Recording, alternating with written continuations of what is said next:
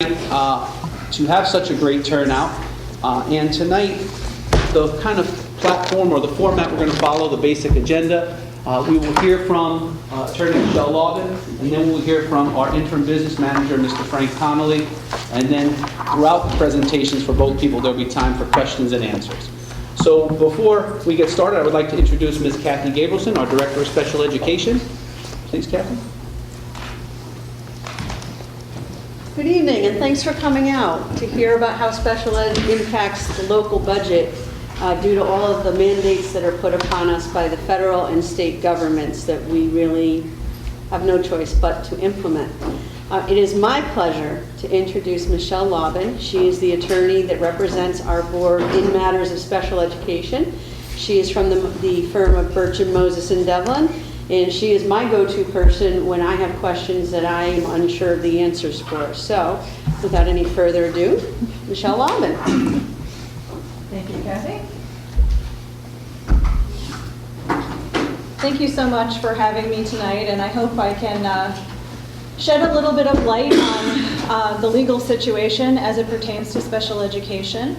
I'm thrilled to be able to have kind of an opportunity to address both board members and members of the Board of Aldermen, teachers, administrators. We have a number of constituencies represented. I hope that people will ask questions and will clear up any ambiguities that may be remaining. So just a sort of a brief overview. It's important to understand that, as Kathy said, special education comes to us in the form of a mandate called the Individuals with Disabilities Education Act, or IDEA. I brought this more as a visual prop than anything else, but this is my manual on the IDEA. This is just the statute and the regulations from the federal government with some copies of some citations to cases and things like that.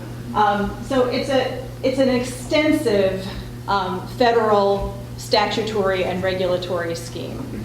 Hundreds of pages of statutes, hundreds of pages of regulations.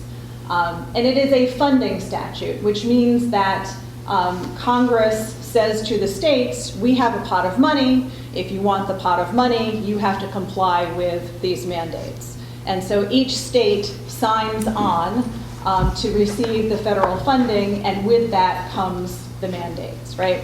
So Connecticut has bought into the federal statutory scheme, and so there's no way for any individual school district to kind of opt out of those mandates.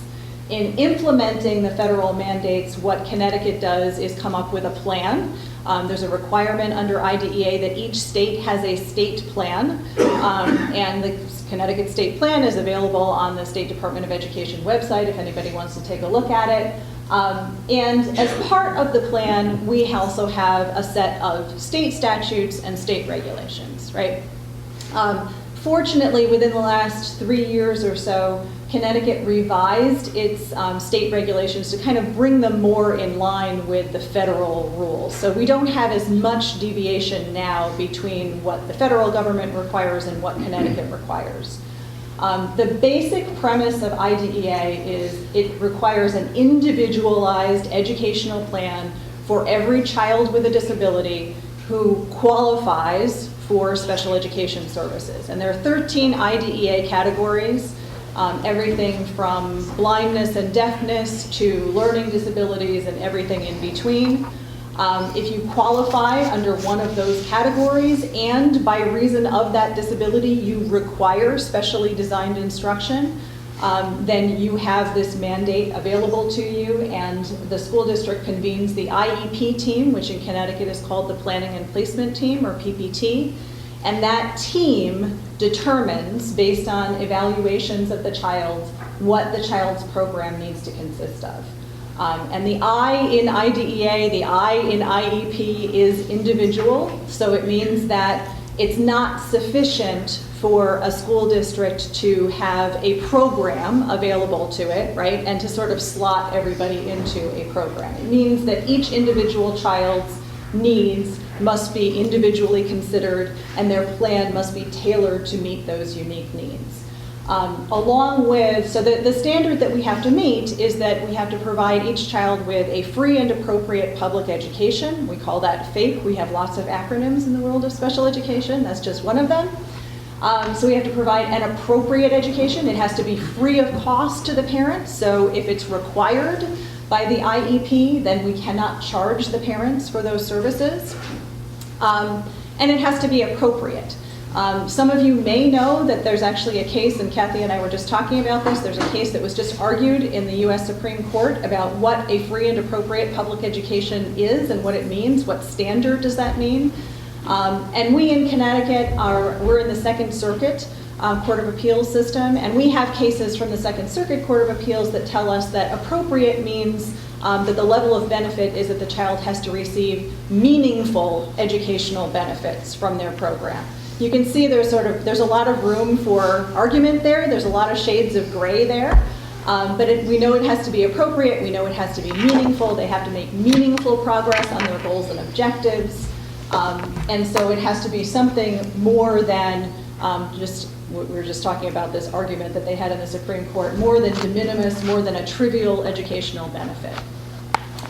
Along with this standard of meaningful progress, we also have to provide an appropriate program in what they call the least restrictive environment. And what that means is that the child needs to be educated in the setting where they would otherwise be educated if they did not have a disability, if that is an appropriate setting to meet their individualized needs. So that means that for most children with disabilities, they will be educated in what they call their home school or their neighborhood school, the school that they would attend if they didn't have a disability. And it means that we have to put services into that school. If the general education program can't meet the child's needs, we have to put services there from special education teachers, from related services personnel, from occupational therapists, physical therapists, speech pathologists. All of those services need to be brought in to meet that child's needs if possible, right? If we can't do it, if we've considered all of the available supplementary aids and services that could be brought to the child in that location, and that wouldn't be appropriate, it would not meet that standard of a meaningful education, then we can start to consider, and we must start to consider, other placements along what we call the continuum of placements, right? So we might look to a regional education services center, or we might look to even a private school program for a child with a disability whose needs cannot be met within the public school program.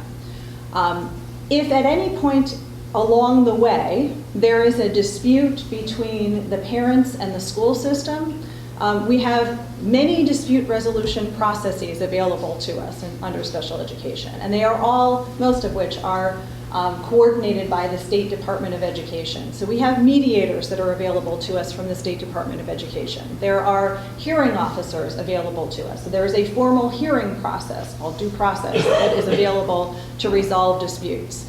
And it's a hearing in the Board of Education offices, usually with a lawyer who is the hearing officer, and usually both sides are represented by attorneys, and it's sort of like a trial. It's like a mini trial with witnesses testifying under oath, exhibits, cross-examination of witnesses, all of that sort of thing. If at the conclusion of that hearing, it is proven that the program provided by the school district was not appropriate to meet that child's needs, and the parents prevail in that hearing, there's a provision in IDEA that allows for the parents to collect their attorney's fees as a prevailing party, right?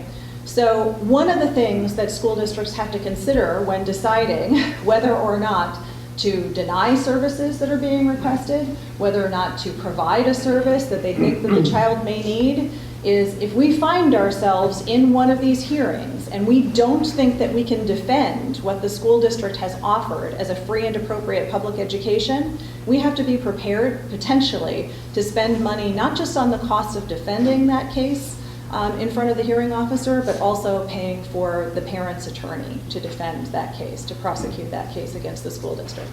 And that can, depending on what the program is that's at issue, can dramatically kind of drive up the costs of going through that dispute resolution process. So it becomes kind of a business decision and is something that's factored in.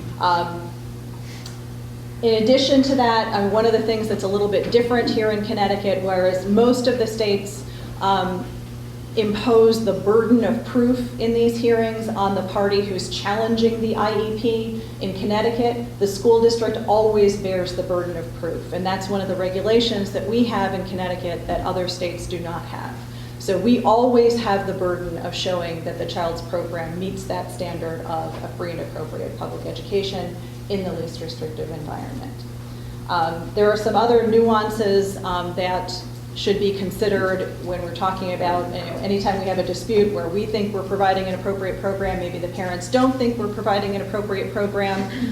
There are other things available to parents. For example, they can make a private placement in a private school and then come back and sue the school district for the cost of that private school educational program. And we would again have to defend that IEP as providing a free and appropriate public education for that child. So things like that can very easily drive up the costs. With all of that being said, I think it's important to understand that we want to put kids in the best position possible to graduate, to be employed, to have lives of independence, choice, and dignity, and so we're providing services that we believe are appropriate in each case.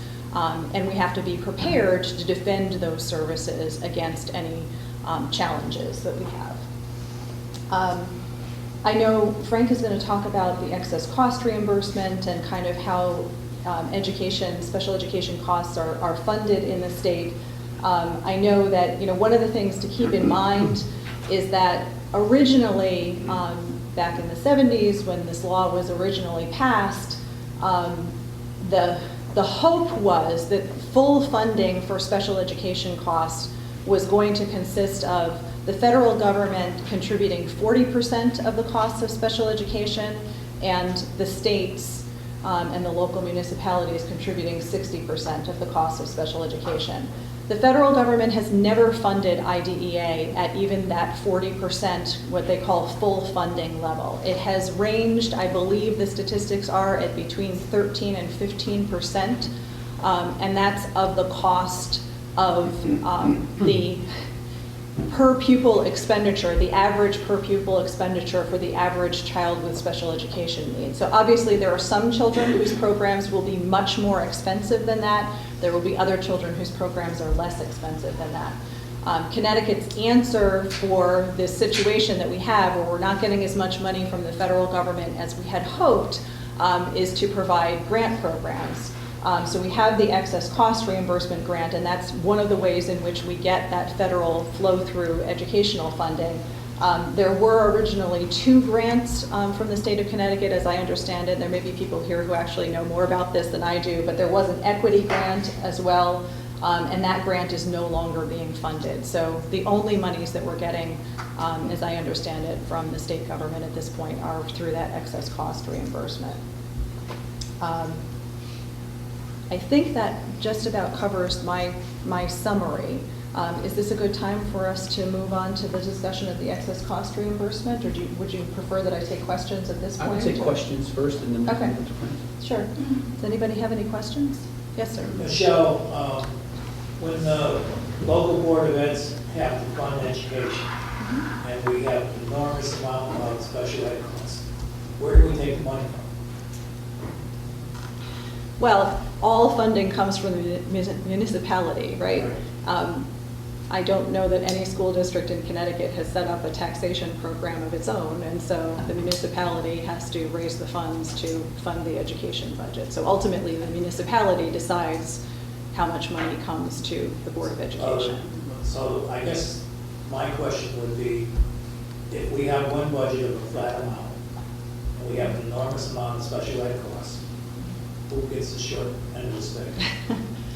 I hate to pit people against one another, and I think So where you it's may the be regular- going with this is it's that the we're taking the regular money ed. out of the regular education side of the budget. That's the answer I want. Ultimately, and I know that this is a decision for every municipality who has to grapple with this issue. There are many districts across the state, and you can watch it happen over the course of the budget season and after the budget has been passed and how it ends up rolling out. where there have been requests for supplemental appropriations because there just wasn't any way to sort of squeeze any more blood out of the stone. But one of those two things has to happen, right? Either there's a budget freeze and money is moved from one line item to another, or the budget is overexpended and then there's a request for a supplemental appropriation. Thank you. Yes, ma'am. I don't know if it's really a question for you, more of a thought, but listening to you talk about the litigation and the costs as it relates if, the school district and the parents don't agree. Do you find that school districts are then putting more kids in special ed in order to avoid getting to that point?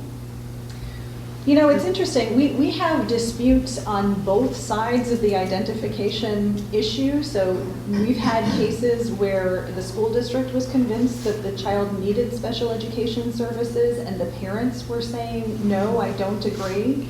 Actually, the law has changed on this. We can't any longer override a parent's failure to consent to special education services. So once we offer it, if the parent doesn't consent, we can't do anything else. But we've had cases on the flip side of that too, That's where correct. we've been saying, we think that this child is adequately educated in general education, and the parents say, no, we think our child requires special education services.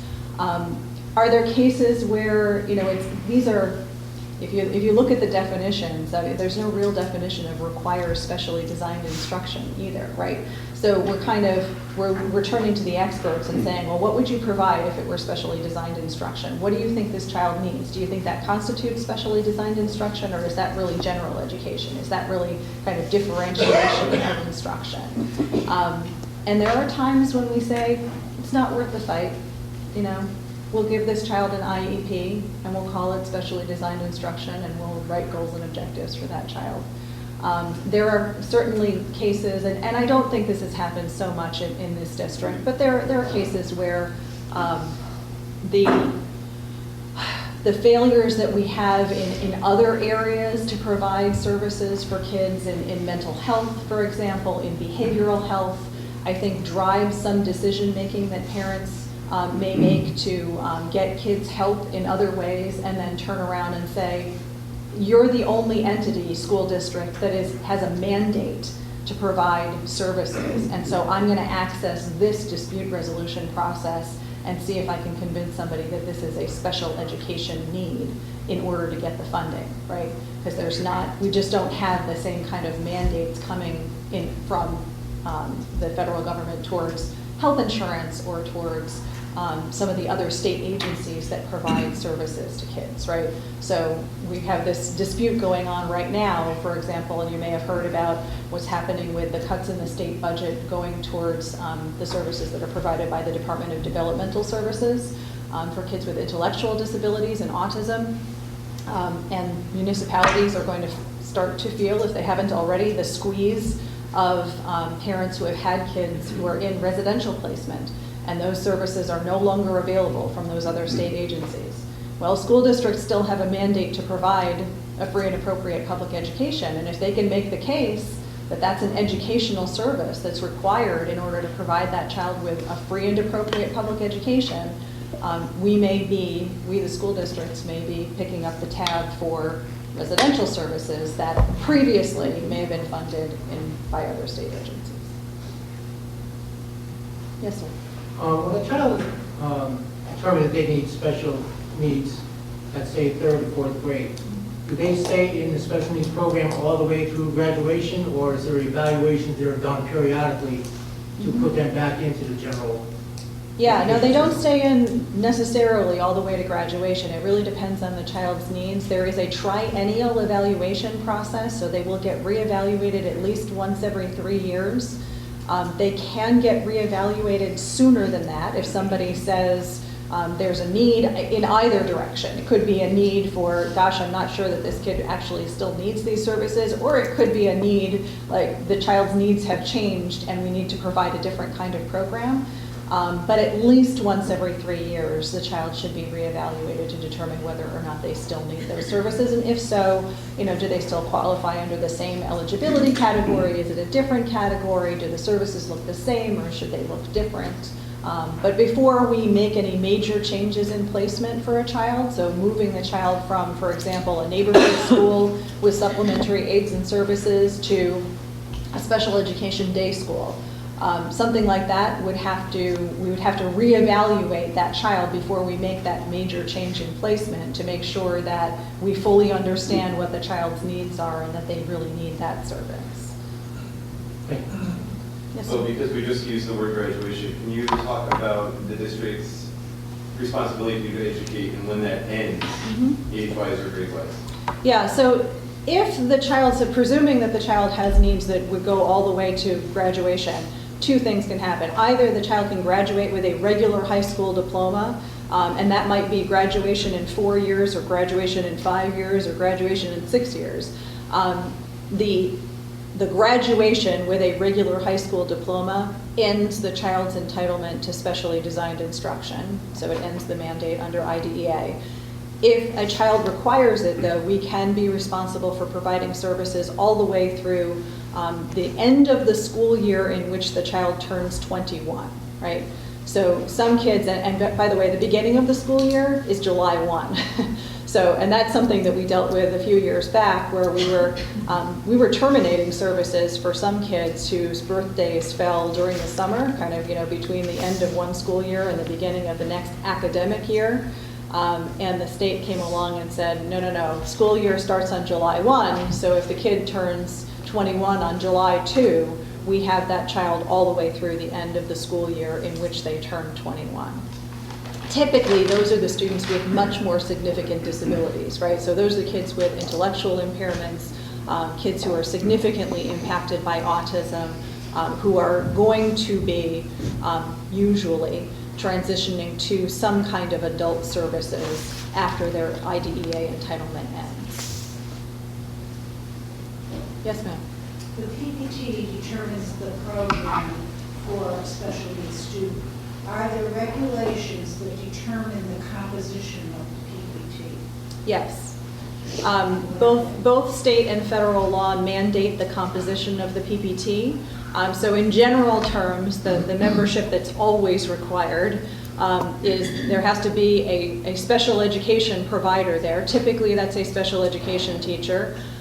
It can be a speech language pathologist if the only disability at issue is speech and language services.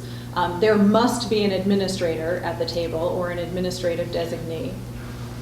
There will usually be a regular education teacher present at the PPT. The only exception to that is when there is no consideration being given to programming for that student in the general education setting. But 9 times out of 10, there must be a general education teacher there. And the parent is also a required member of the PPT, or the student if they're over the age of 18. The other membership of the PPT is going to be other folks who provide services to that child or who may need to provide services to that child. The other consideration is whether or not you're reviewing evaluations. When you're reviewing evaluations or planning evaluations, you have to have folks there who can interpret the results of those evaluations. A lot of times that's a school psychologist, for example. Did I leave anyone out, Kathy? Occupational therapist, speech pathologist, physical therapist, school counselor, nurse. Right. So those would all be related services, folks who, if they were providing services to that child, they need to be present for those meetings as well. There must be at least one PPT meeting for every child every year. There has to be an annual review. But oftentimes there is more than one PPT for each child each year because things happen over the course of the year. We're mandated to reconvene the planning and placement team if something happens over the course of the year that indicates that the child's needs may be changing. They're not making the anticipated progress on their goals and objectives. We have to reconvene, look at what's going on, figure it out, plan a new program. Does that answer your question? You're welcome. Yes, sir. I guess this is more theoretical when we're talking about special ed and mental health and behavioral health. I guess for Kathy, and as we're in the budget season, would it lessen the load of the special ed program if we were to employ a mental health specialist or behavioral health specialist in each school to maybe take the burden off of the overall special education budget? You know, how many of our kids are in special ed because primarily for behavioral mental health, and that can that be addressed by a specialist, not a social worker, but a mental health or behavioral health specialist Right. in each school? I don't know, and I'm just throwing that out there to consider for costs as we're in the budget season. Would it be cheaper on the system? And would the kids be getting more of the appropriate help that they need? Right. I mean, that's a decision that has to be made district by district based on the population. You have to take a look at, you know, how many kids do we have outplaced? What are the services? Where would it make sense to concentrate those services? I can tell you that many districts at this point are looking to bring in more behavioral health and mental health services right into the schools. And it's being done in a lot of different ways. You know, I know that the New Haven Public School System, for example, has a relationship with Clifford Beer's mental health clinic. They've done a lot of training. They're starting to push some services directly in. They're sort of establishing mental health clinics, you know, right there in the schools. And not just necessarily for special education students. Sometimes they're treating kids who are going through trauma or, you know, family issues or whatever. There are also programs that schools are starting to use. There are consultative services that are available for, that are more or less designed for kids with severe behavioral health needs, such as autism, but it's not exclusive to autism. Consultations from board-certified behavior analysts, from psychologists who specialize in behavioral health services. They can be quite costly. And you really have to weigh kind of the pros and cons of whether or not, you know, is it less expensive? Are the services better than what we would get if we went to outplacements? But looking at that least restrictive environment mandate that we have to comply with, it's not unusual for parents to make the argument that, well, if you brought in, you know, XYZ consultative service, my child would be able to stay in the school that his siblings go to, and you'd be able to provide the services here. There's also mental health services from clinical social workers, supervised by psychiatrists, consultation services from psychiatrists that will come in and provide almost like a therapeutic day placement setting kind of within the school setting. And again, you have to weigh, they're quite costly, so you have to weigh the pros and cons of that. But some of those services are becoming more available as school districts express the need to address those services that way. Thank you. You're welcome. Yes, sir. Could you discuss the responsibility and then impact involving students who move to our district who come with an IEP? Well, the responsibility is if they come with an IEP, we have to implement that IEP. Or at least as close to it as we can get.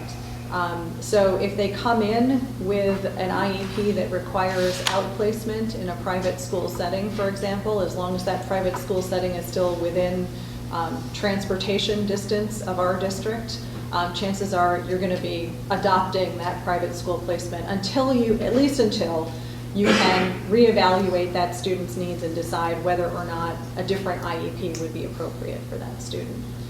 We have had some school districts sort of make the case that, you know, we have a program in district that's very similar to what, you know, maybe that school district wasn't able to serve that child within the school setting, but we have a program and we can do it here, and so we're moving the child into this program.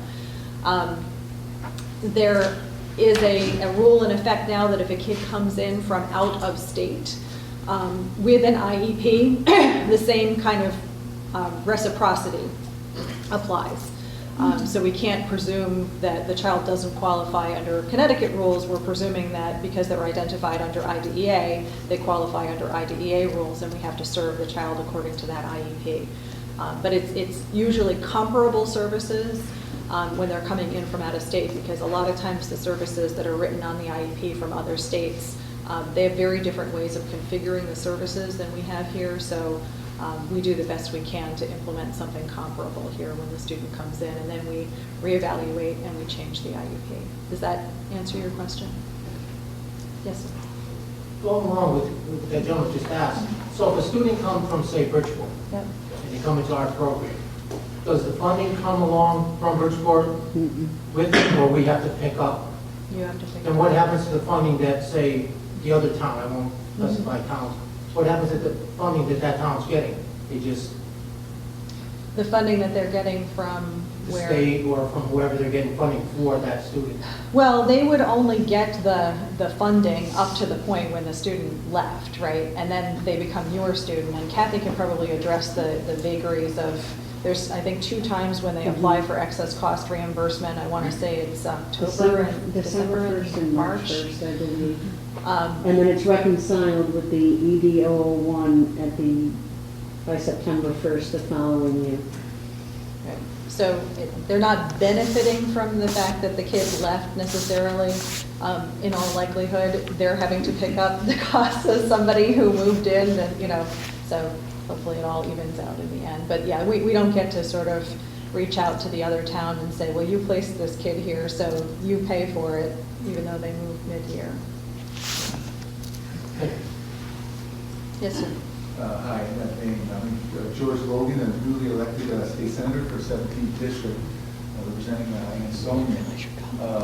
You know, our special needs students certainly deserve a quality education. There's no issue about that. I think our educators are doing a fine job at that. The main issue is the stress on the budgets for those students, and you know, as mentioned, the lack of control where people live. Right? People get to live wherever they would like to. And just because one community has more special needs students than another, they should not be overburdened with the budgetary strain of that. I submitted a bill last Friday to study the issue. My question is there a model in other states, for example, where, in my opinion, and I'm not a professional educator, I'm actually an engineer, but it seems to me that the responsibility is really on the state. And the concept that I was looking at was looking at the state kind of covering the cost of those students more, regardless of where they live in the state, which would mean that certain communities that have less special needs students may have to pay more into that pot, if you will. In that way, it doesn't overburden individual communities as much. Do you know any examples of that in other states where there's a different type of model that because as time is going on, the issue of the budget impact of special needs students is increasing to a point where it seems like we need to really consider looking at a different model for covering the cost of this. Yeah, I appreciate the question. You know, it's interesting. For the last, I've been practicing in this area for 20 years. And I've been in Connecticut the whole time, so I don't get the opportunity to study in depth what other states are doing, but you know, I do speak to my colleagues in other states, and most of the frustration, I don't like to keep coming back to this issue, but it does keep coming back to the residential placement issue in particular, because that seems to be the area where the cost can really be devastating to a local school district budget. If a student moves in who's already placed residentially, or a student has the need for residential placement, those placements can be, you know, well upwards of $100,000 to, you know, $300,000 a year. And there are better state models available. I know that, you know, in New York, and I believe to some extent in Massachusetts, although I don't have all the details on it, there's much better state agency agreements in place that regulate who's responsible for excess costs of special education, and when a need for something like that, sort of what I call a catastrophic cost, is identified, the state steps in much earlier in the process. There's a mechanism for, okay, the student has been evaluated, everybody agrees that this is what the student needs. It's not a dispute over what's needed, it's just a question of who's going to pay for it. And the state agency agreement kicks in, and the local district pays the educational costs, and the state budget pays the residential and therapeutic costs of that program. And I think that what you're talking about, I think, could be similar to the equity grant that the state originally funded when the special education mandate first came in the 70s, which is no longer funded. It was that concept of let's try to spread out the burden across the state a little bit and have everybody pay in. And then we can cover those catastrophic costs for districts that are more overburdened. And I It's think not an issue of running the program more efficiently or getting different administrators or different professionals. It really I think isn't. the program is a good program. It's a matter of the impact of funding Right. special needs students that needs to be addressed. If I may address a point that Michelle brought up, and I'm glad that you're here. Thank you very much, Senator Logan, for being here.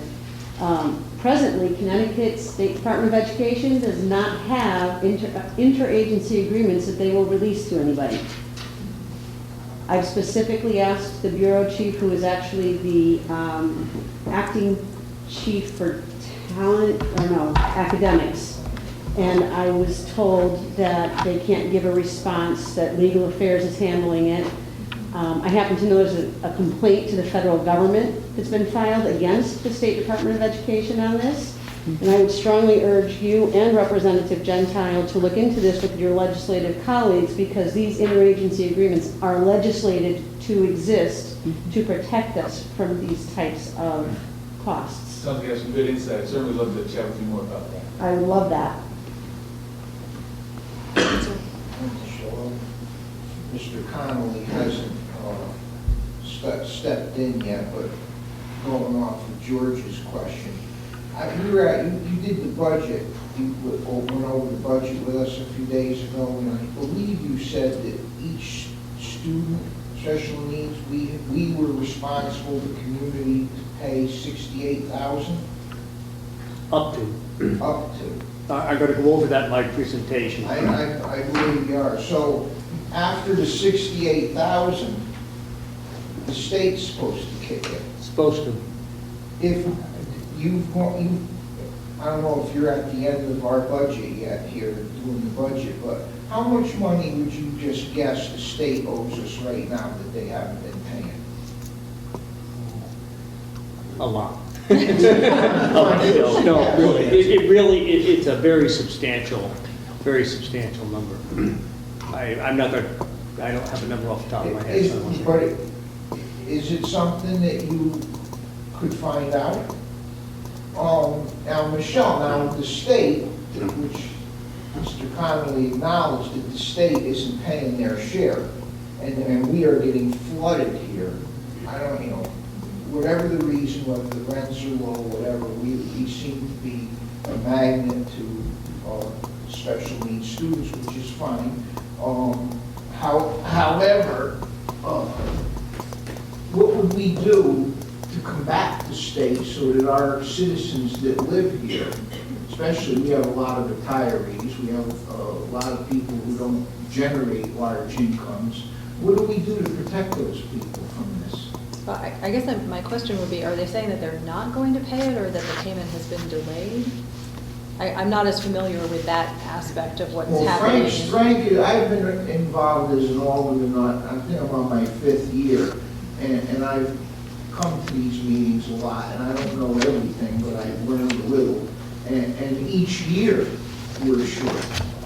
And Kathy, I don't know how she runs the program. I mean, I've listened to her reports many a time, and I mean, God bless her for being here. I mean, I don't think most people would want to face the challenge that the school system has with it, because we're underfunded, and we're underfunded because the state doesn't fund.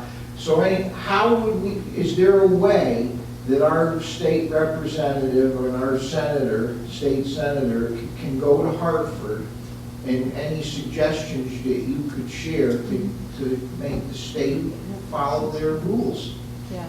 Well, part of it, I mean, the first half of the year's excess cost grant, I'm guessing, has just been filed in December. Right. And what the typical turnaround for you getting the check on that is? End of February. End of February. So if it hasn't shown up yet, I guess my take on it is it's not late yet.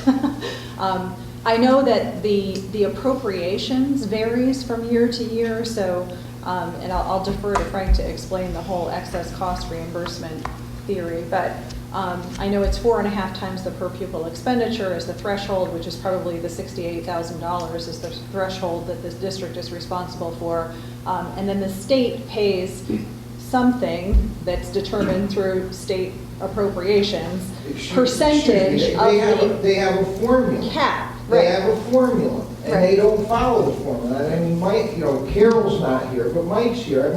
This isn't anything different this year from the years before. Every year we get shortchanged Right. here. So it's not, typically, it's not that they How pay would we everything. legally force the state to fulfill their obligation? Well, I think the folks that you have in the room right now, who are your representatives to Hartford, are the ones that are in the best position to address that. It's not, taking legal action against the state probably isn't in the cards, but making sure that every district gets the appropriations that they're entitled to is really constituent services for the legislature. Sorry, isn't there a lawsuit going on now, or Yes. trial, or something Yes. that's going on now Yes. About related state to all of it? education Yes. funding? If I can answer your question through you, Madam Vice Sure. Chair. Several cities and towns took the state of Connecticut to court. There was a lawsuit. A judge in Hartford ruled that the state of Connecticut was wrong, and the plaintiffs were right, ruled in the plaintiffs' favor, meaning the cities and towns like Ansonia, okay, where the governor, in his infinite wisdom, directed his attorney general to fight it on the next level up. So that's where we stand right now, ladies and gentlemen.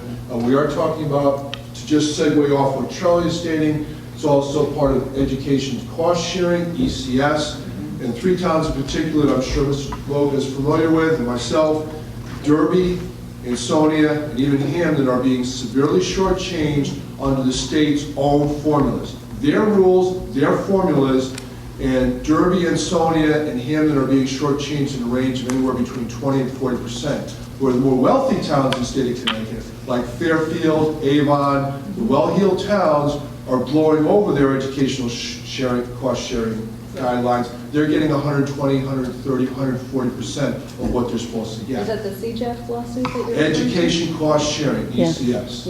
But that's the name of CJEF the Oh, it's lawsuit. the It's CJEF lawsuit. actually, Okay. it's actually been pulled up to the state Supreme Court at this Yeah. point in Good, time. good.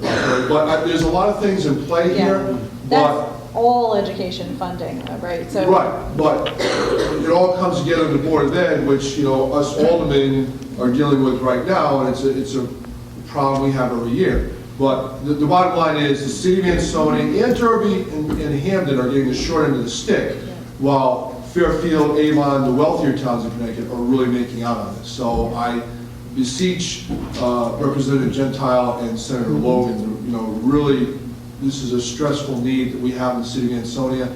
It's one thing that, my biggest issue is state mandates and unfunded state mandates or not properly funded state mandates. If you're gonna have a state mandate, then you need to fund it properly. And I'm gonna leave it at that, on that note. Thank you. Thank you.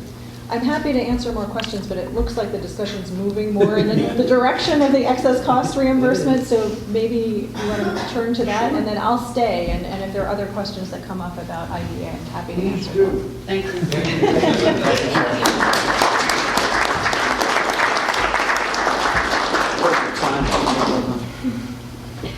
Thank you, Michelle. So before I turn over to Frank, I do want to thank Representative Gentile and Senator Logan for coming tonight. I think, I know they have a lot of work to do, and I know they hear the message loud and clear, and I think they do everything that they can for us, and I know that they hear the message, and I don't think it's falling on deaf ears. I don't think they go back up there and speak with their constituents and say, oh, everything's fine down there in Ansonia. I don't think that's the case, and I don't think anyone in the room thinks that. So thank you for coming, and I know sometimes when we say, well, they're going to go back and say it, it's sometimes hard to hear, but we all hear it in our respective jobs. I know I hear it all the time. Are you going to go back and do that at central office?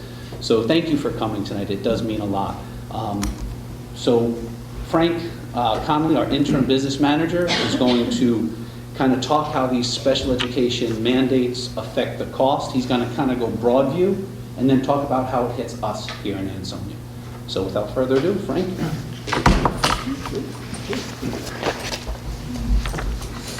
Thank you, Mike.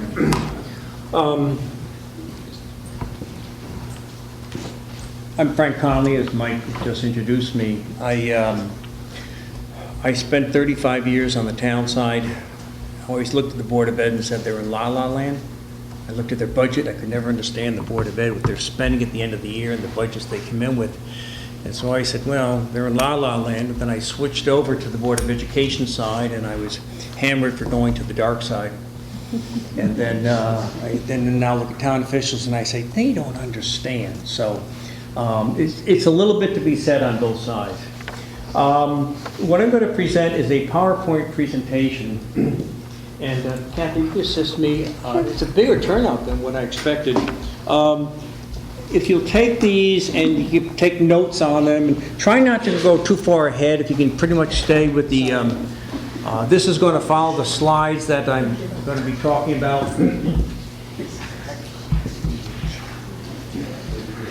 So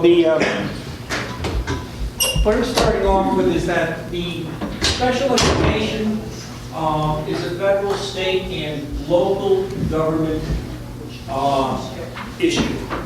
It's just not reserved to the local government. And as Michelle talked about, the federal government makes regulations, the state government makes regulations, and in our republic there's an interaction between the feds and the state government.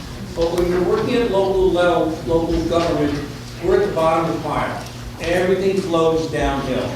We cannot make regulations that will impact the state. We cannot make regulations that impact the feds. We're at the bottom. We are the ones that are in the trenches. We are the ones that have to implement all of the mandates that come down from the two levels of government above us. And as we have regulations, the feds have a layer, and then the state adds to it, and we're right down here at the bottom. In Connecticut, it's interesting, one of the smallest states in the United States, Ansonia is one of the smallest cities in the state. We have 169 municipalities, and each city and town has its own government.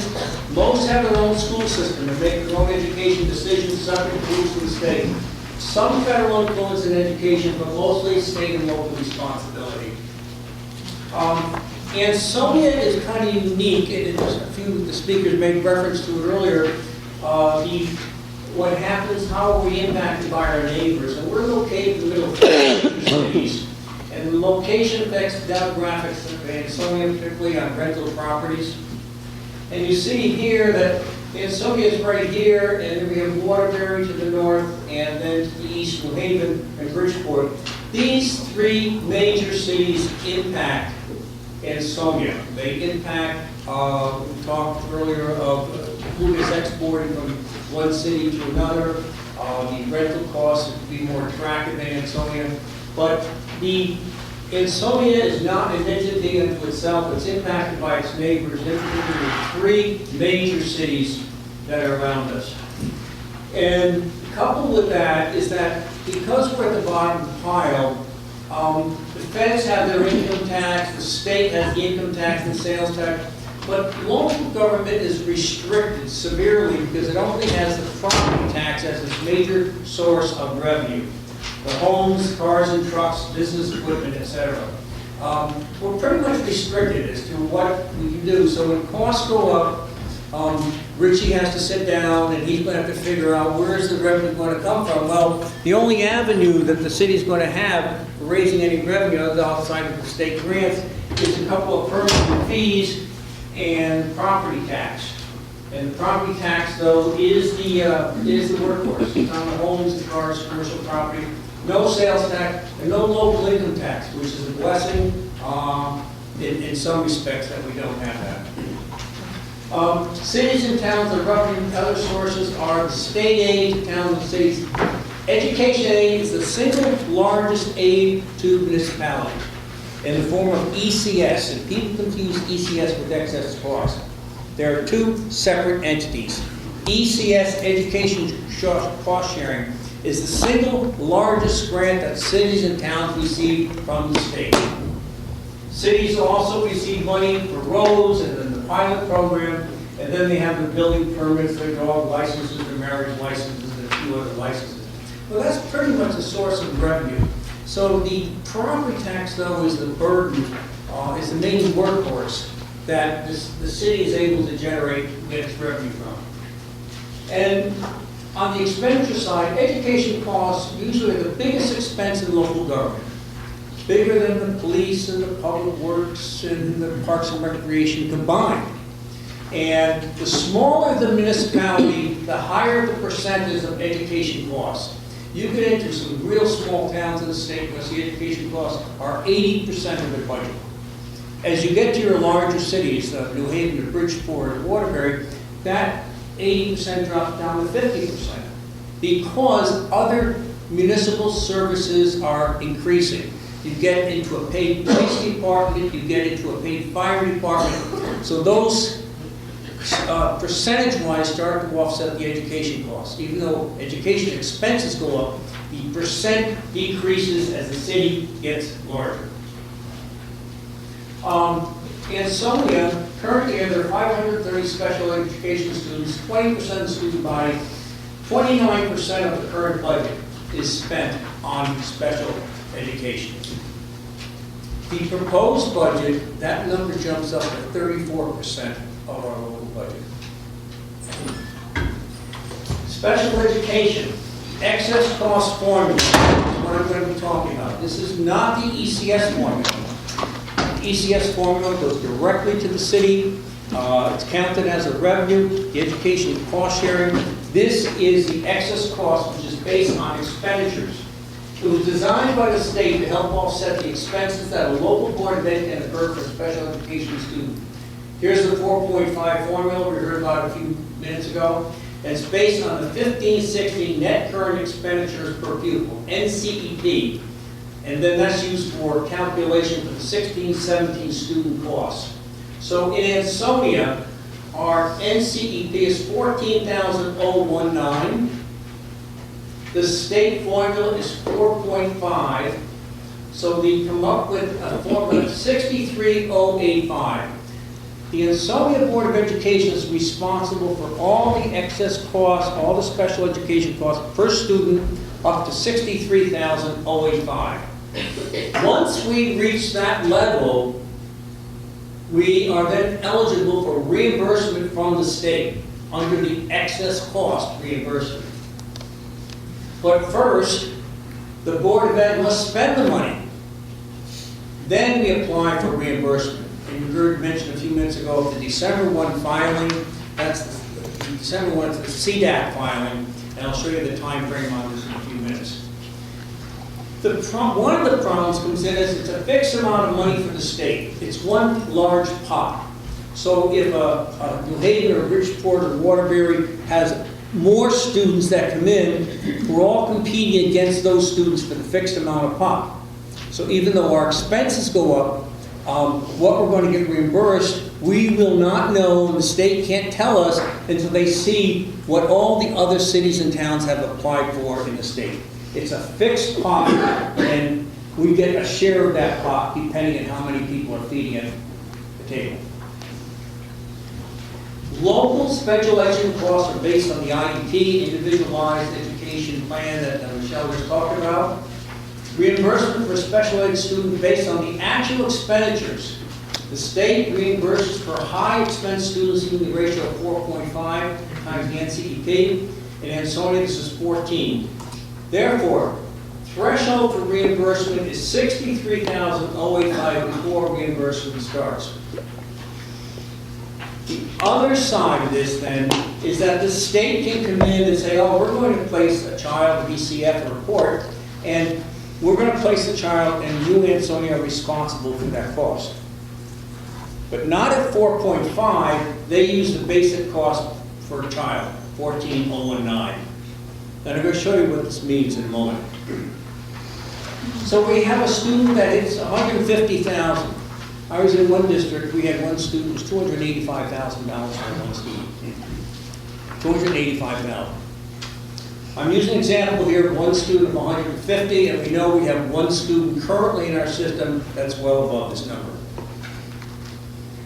The threshold is the 63,085. The excess cost reimbursement we're entitled to is $86,915. But the state will only reimburse approximately 75%, not 100%, approximately 75% of this number, or 65,186. So what happens? We should get 86,915. The state is only going to give us 65,186. So we have another 21,729 we, the local Board of Ed, must absorb. Everyone with me so far? I'm throwing a lot of numbers out. So what happens? You have the basic cost to even reach the threshold of 63,085. Then you have another 21,729 the state is not giving us. We're up to $84,814 for each student.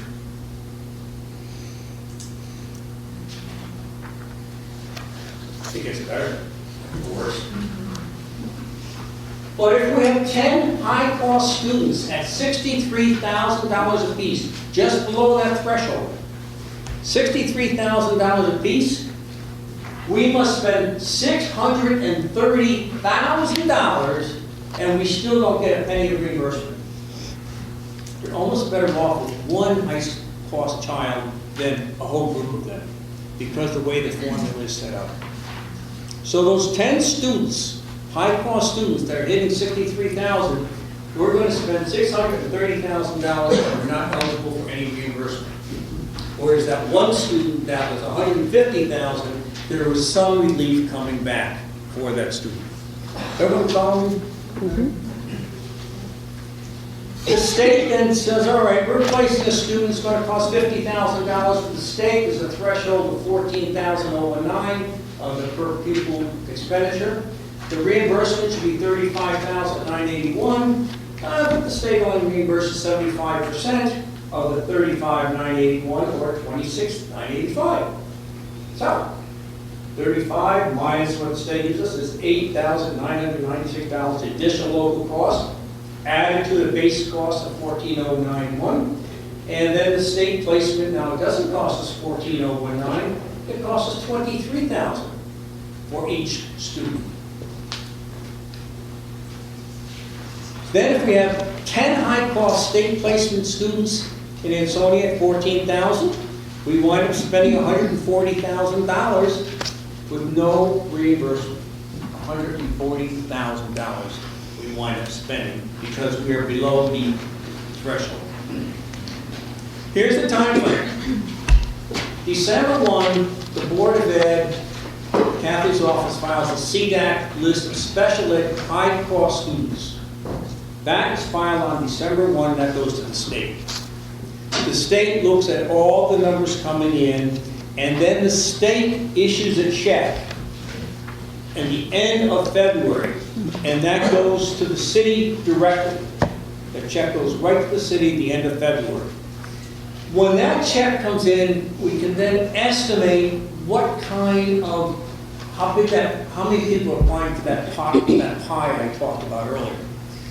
And I'm using 75% here. I've seen it go down to 72%. I've seen it go up to 78%. You don't know until you see what happens with that first February check. And then that gives you a good idea of what happened for the year. Oh, in that first check that we get in, I mentioned the 75% the state reimburses. The first check is only 75% of the 75%. March 1, the Board of Ed files the CDAC update. So if, depending on what the student population changed from December 1 to March 1, the Board of Ed then files the report on March 1 and adjusts for either some students that came into the district or some students that left.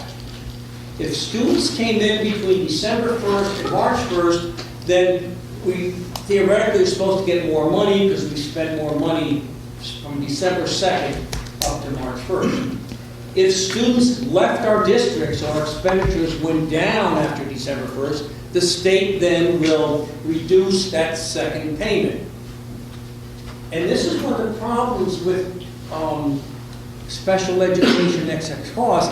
It's a floating, it's the one element of the Board of Education budget we just don't have control over.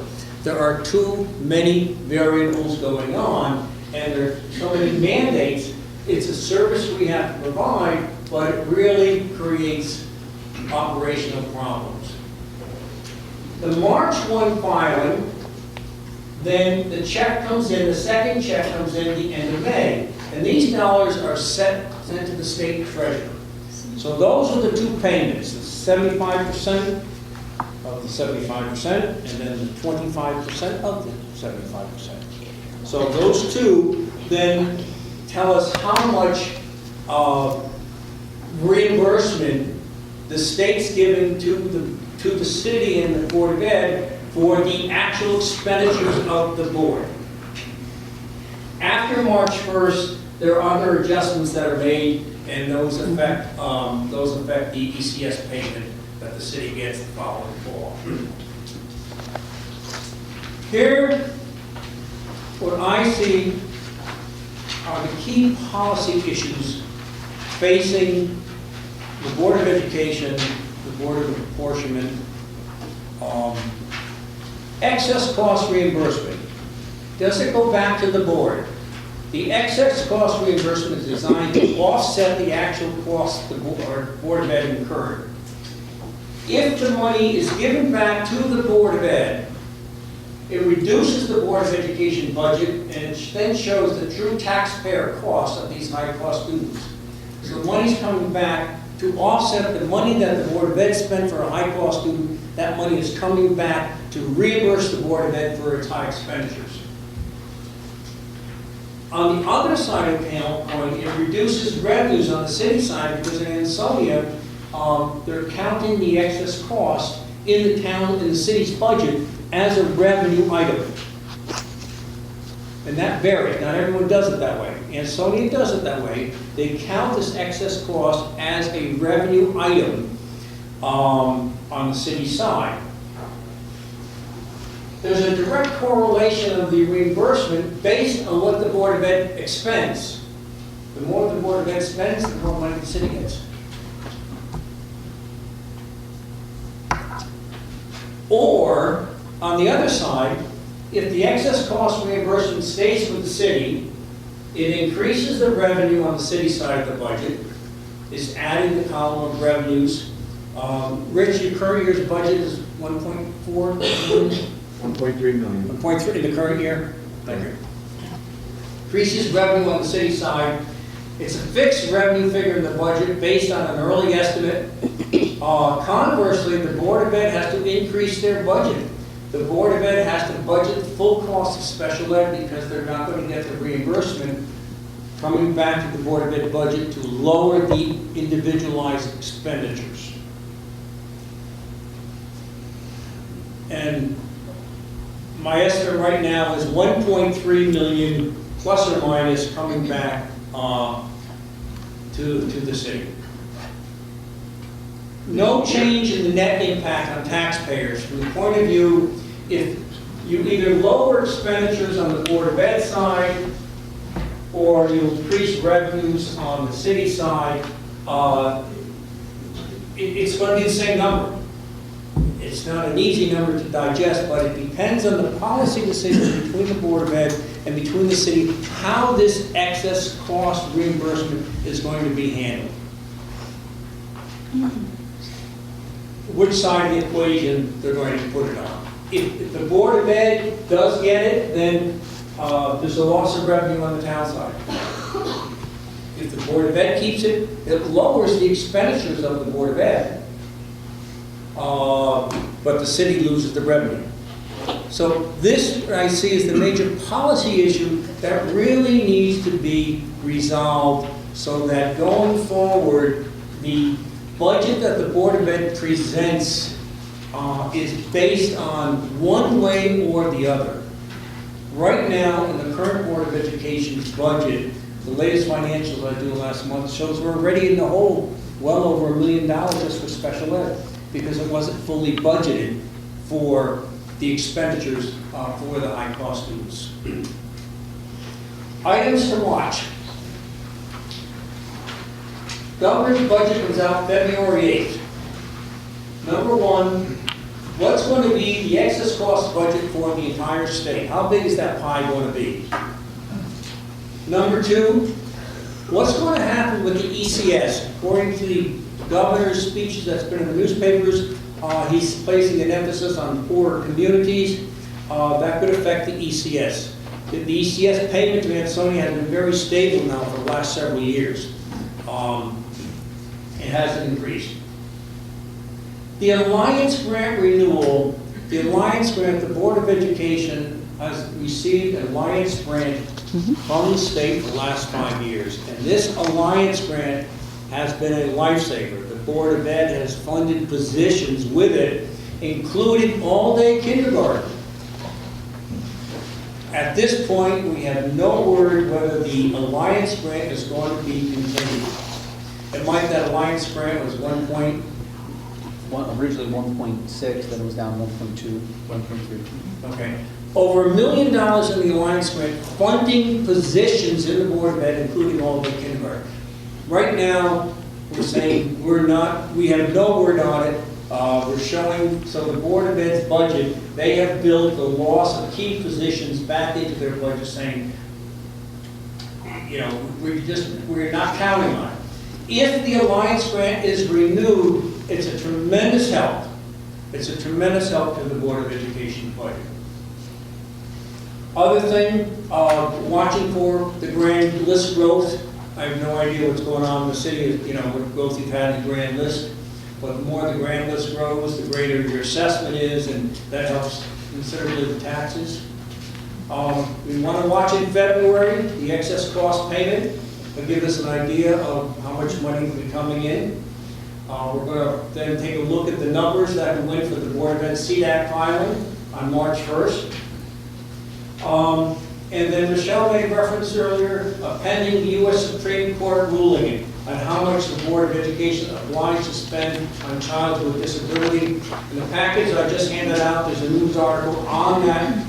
It's in the Hartford Current this weekend, a news article on the U.S. Supreme Court decision where they're going to grapple with the issue of how much you spend on special education. That's basically it in a nutshell. It's a lot to digest. Any questions? Okay. You alluded to placements from the state. How are we so lucky to get them? Every town gets it. Every town gets it. Kathy, what's been your experience here on Sunday? Well, a court can make a placement of a student into a locked facility, such as USD 1 or USD 2.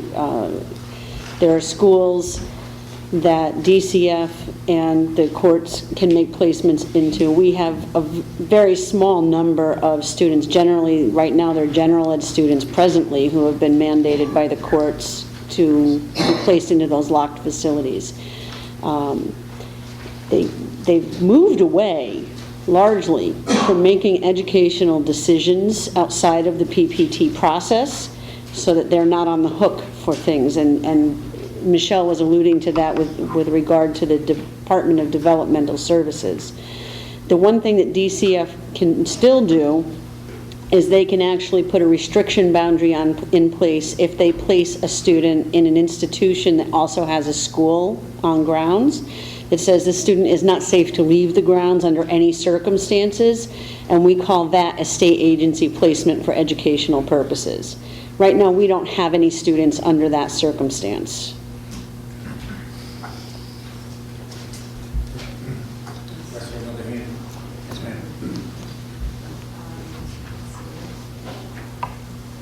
The amount of February excess cost payment, how will we, the community, know how much that is when it does come in? When the check or electronic transfer is made to the city, that's when we know. That's when we know, or that's when you'll know? That's when. How do I know? Oh.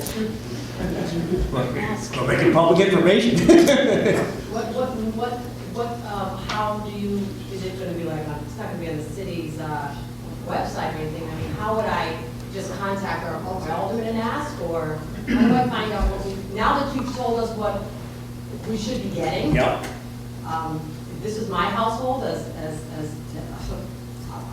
want to know when that check comes. On the Board of Ed side, we will report to the Board of Ed what came in. Rich, does it go on the city website at all? No, we don't post that on the website. Okay. That should be under the State Department of Education's website, I believe. All payments made to the town should be recorded on the state. Yes, yeah, it's tough to weed through that site to find what it is, but we will report publicly to the Board of Education. Okay, thank you. Would it be in the minutes then of the Board of Ed meeting? Yes. We'll put it in the minutes. Yeah, yes, we'll put it in the minutes. It'll be reported at a public meeting, so we can report it. Yes? Okay. Yeah. Question. What's the, I'll say percentage, but how significant is the number of parent requested services versus the other side? Diagnosed services? You talking about referrals? Yeah, where the parents are pushing for it and it's not being. We've tracked the number of referrals that come in. We haven't tracked the originating source of that, so I wouldn't be able to give you an answer to that right now. But we do track, and I do report on a monthly basis to the board the number of year-to-date referrals that have been received from July 1st and what the status of those referrals are by school and or grade level, because at Ansonia Middle School we have preschool and 7-8. We also track the referrals that we get from the magnet schools and Assumption as well. So would it be considered a referral that the parent said, I want my kid to get more?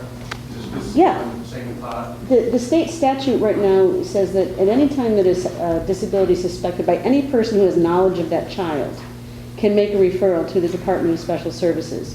If a parent stops me on the street and says, I have a concern about my child, they keep reversing B's and P's and Q's and G's, that right there is an automatic referral, because once you've made the director known, it's an automatic referral to special education.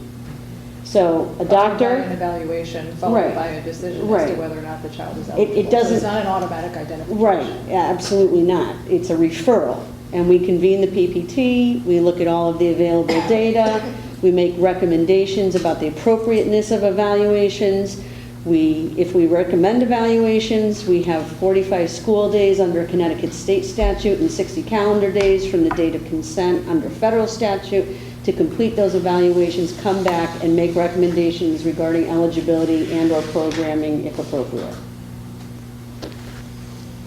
Even, if I could just piggyback on that, even if you knew whether the referral source was the parent or the staff, I'm not sure that that data would tell you a whole heck of a lot, because at least in my experience, the staff will wait until the parent is very much on board with the referral before making the referral to special education.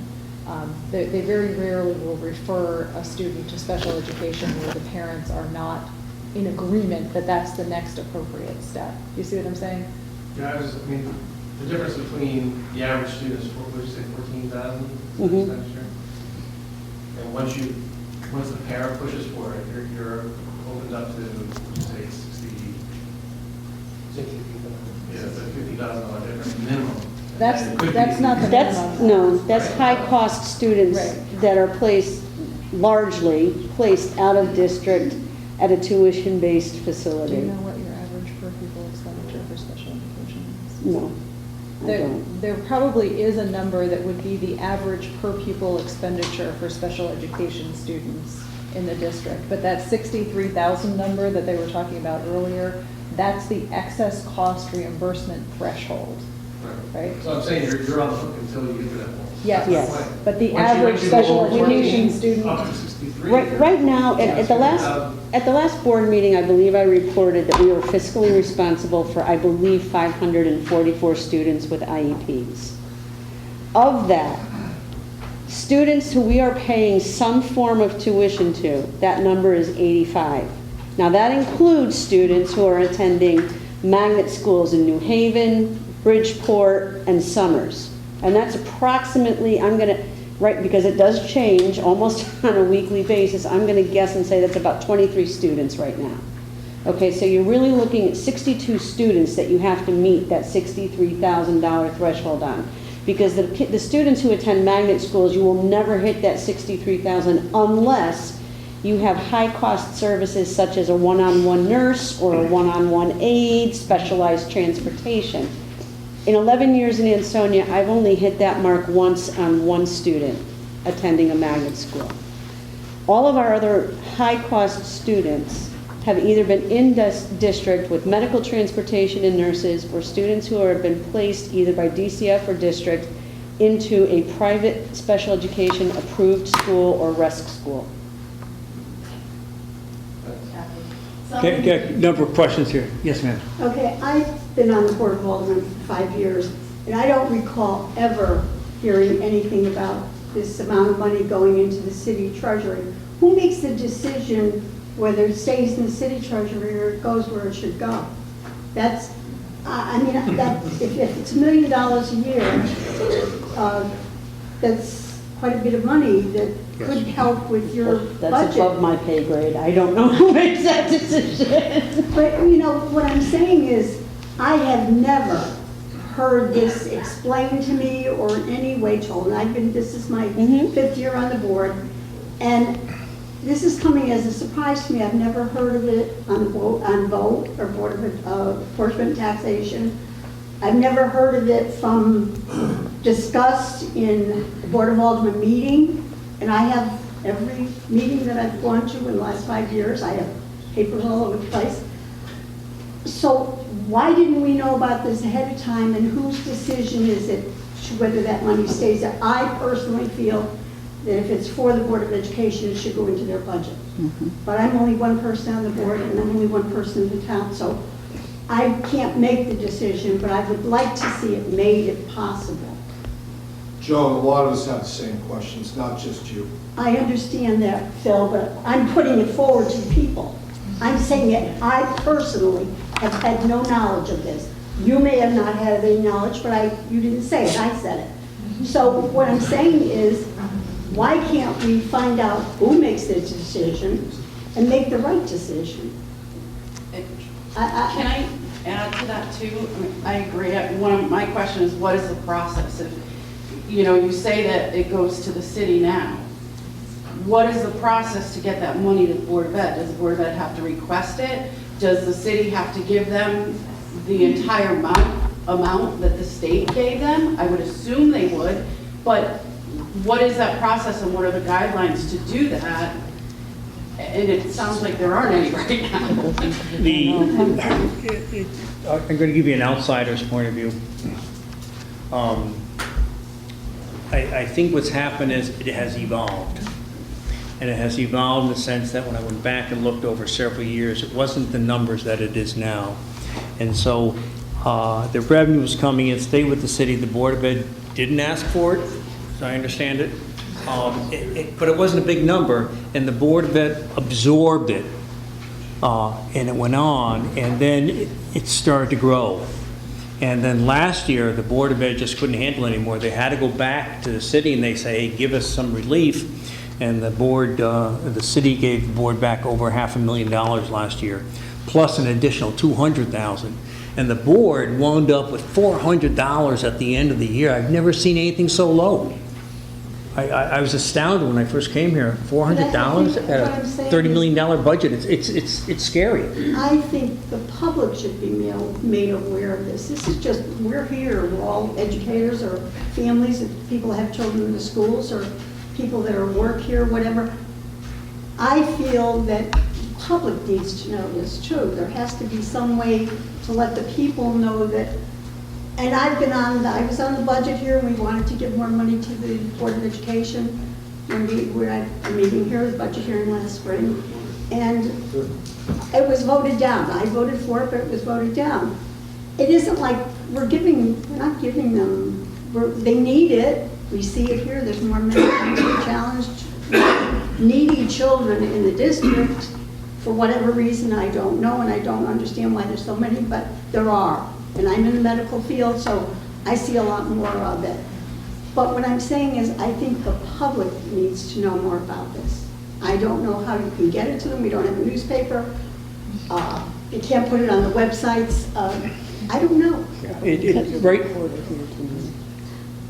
Can I just say a little bit about? Yes. What's to prevent any of you from putting Can I anything just say a on the little bit web? about the process from the state perspective? Why don't you put this on the The internet? State Department of Education will submit to the city's general fund, the amount of money that the state is giving to the city for education. That's all the state does. It submits electronically that amount, including knowing that the ECS is underfunded. What we've done over the last several years, we went from a priority school district, which allowed for, in excess of $1 million, I believe. When they eliminated priority school districts, then we went to Alliance. That, right now, I believe, is at 1.3 million. Additional money that we give to the city, knowing that ECS is underfunded because the feds are not funding the state. But what happens, Joan, is that money is submitted electronically to the city and deposited to the city's general fund. The state does nothing to it after I'm that. not asking that. I'm asking what happens when it gets to the city? Why does it stay in the city account? And why is it not transferred or brought That over is up to the education? local officials. Well, that's what I'm saying. I'm not asking you to do That is anything up to about the that. local I'm officials. asking for local people to be doing that. Why is it in, and then when we go up for a budget hearing, they say, oh, the schools, we're giving them so much money, but we're giving them part of their money anyway. It's their refund, it's not ours. Right. That's a local decision that's made by the Board of understand that. Apportionment It should and be made Taxation, the by mayor them. and the aldermen and so forth. But there's another point that I want to make, and that is, there is legislation that has been proposed and that will be going through because of this exact problem. We'll be going through the legislative process, I should say, which is, as Senator Logan will know, it'll go through the committee process, it will go through the public hearing process, and then it will go to the legislature for review. But there will be, we are looking at funding the Board of Ed directly and eliminating money going into the general fund. That's the way to do it. But it's very early in the legislative process. What's We the haven't proposal? done, it has not come out yet. But that's part of the governor's, that will be part of the governor's budget. So we'll be knowing that in February. But that's one of the things that they're looking into, is to deposit the money directly to the Board of Ed and eliminate it going into the general fund. Exactly. Thank you. Right, appreciate that, it's interesting, I hadn't heard that. Okay, yes. Yeah, as a member of Alderman and also a member of the Finance Committee, this $1.3 million is news to me. I just talked to another member of the Finance Committee, he's never heard about it. There's 5 members of the Finance Committee here. If you remind us that this money the state has given to the city and is sat there, I think that will help during our budget process for the Board of Education. Specifically earmarked. Is they have it in their budget as revenue. So if you take it out of the revenue line item, then the city budget is shown. Then you can't have both. It's not like we kept this money. The city didn't keep this money. We had our Alderman meeting, I believe, last April or May, Charlie, the levels came from the Board of Ed. We transferred some of this money back to the Board of Ed. It doesn't, not like we kept the money from the city, from the Board of Education. Isn't that right, Frank? Yes, yeah, the issue is, it's a policy issue. And there has to be an agreement between the city and the Board of Ed how the money is going to be handled. If the city wants to keep it and treat it as a revenue, then the Board of Education has the budget, the full cost of the special ed. If you want to reduce the Board of Education budget and give it all back to the Board of Ed when it comes in, then the city has to reduce its revenue. It's really a policy decision how it's going to be handled. Yeah. Yes. This was discussed a little before this gets rotating into a giant snowball. This was discussed when we went over the budget just a few days ago. Is that right? Yes. And I believe that, and I'd like Mike to think, put on his thinking cap, James and our comptroller, Rich said the Board of Ed was doing this a little bit differently with James. And now that this is brought to our attention, that we may decide to change the way we do this. And Richie, I heard you say, I'd rather do it the way that you're currently suggesting than the way it was done before. So it's not like somebody was trying to. No, but if you could, Mr. Stowe, if you could just finish the sentence, because what I echoed what Rich said, you're 100% right up until that point. Please. But what was said after that was, the reason, if that 1.3 million is given back, then our percentage comes down in line with exactly every other person who comes, whether it be armed, whether it be the police, whether it be whomever comes. The problem is, when the board gets beat up the last 5 years, is because that number is never deducted out. So when the board says we're asking for 4%, 5%, Board of Education always asks for so much. So to your point, absolutely. If that 1.3 is given back, and that's Richie's words, not mine, I echoed them that night, then our number comes down drastically. So yeah, that's the finishing statement there. Yeah. I agree. But James and him were doing it a little bit differently. I mean, and, you know, now you've had Mr. Connolly here who's worked on your budget, and he's made a suggestion, and like, you know, 2 years ago, what do we have, 250 students special ed, now we got 500? 30.